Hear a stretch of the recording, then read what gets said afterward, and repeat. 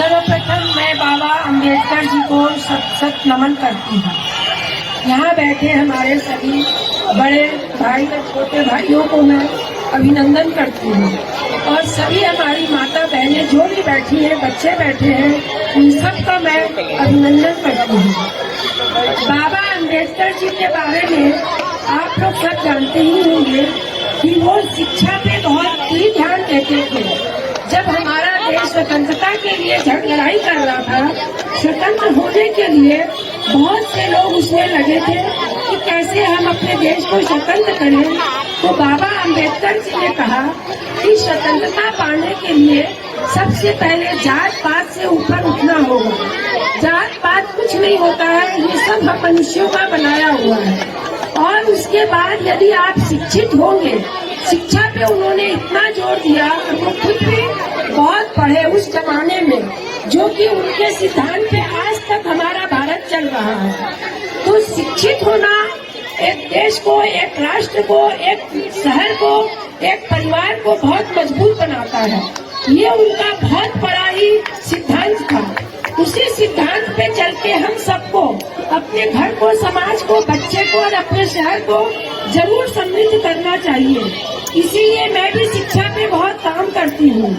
मैंने अपने बच्चों को भी पढ़ाया, मैं खुद भी पढ़ी हूँ और मैं आपके स्लम एरिया के बच्चों को भी काफी शिक्षा देने की कोशिश कर रही हूँ। उनमें से मैंने 50 बच्चों को इंग्लिश स्कूल में एडमिशन कराया है। कम से कम 150 बच्चों को मैं अभी ट्यूशन कराती हूँ और खासकर मैं लड़कियों को पढ़ाने पे ज्यादा जोर देती हूँ। हालांकि मेरे यहाँ लड़के लड़कियाँ दोनों बराबर रूप में पढ़ रहे हैं, लेकिन लड़कियाँ पढ़ेगी तो समाज अपना समृद्ध होगा, घर समृद्ध होगा, उनके बच्चे समृद्ध होंगे, उनका परिवार बहुत अच्छी तरह से आगे बढ़ेगा। ये मेरा मानना है। ये सब आप लोग भी समझ रहे हैं। आजकल आप लोग भी बच्चों को काफी शिक्षा दे रहे हैं, बहुत जागरूक है, लेकिन उनकी शिक्षा को आगे तक बढ़ाए रखने का जरूर प्रयास करें। कहीं भी कोई बाधा आती है तो हम जैसे समाज सेवियों से जरूर आप लोग मिले, कुछ न कुछ आपको जरूर आगे बढ़ने के लिए योगदान मिलेगा।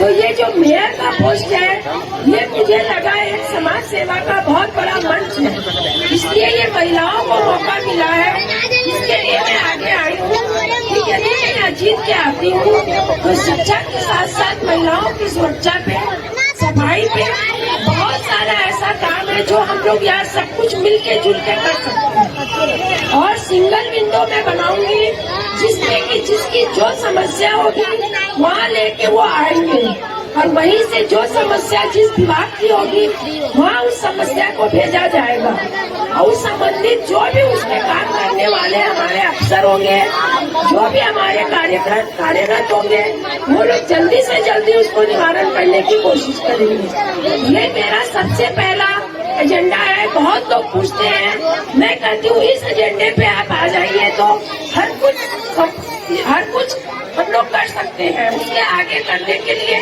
कुछ विचार नहीं करना पड़ेगा, अपने आप समस्या आते जाएंगी और काम होता जाएगा।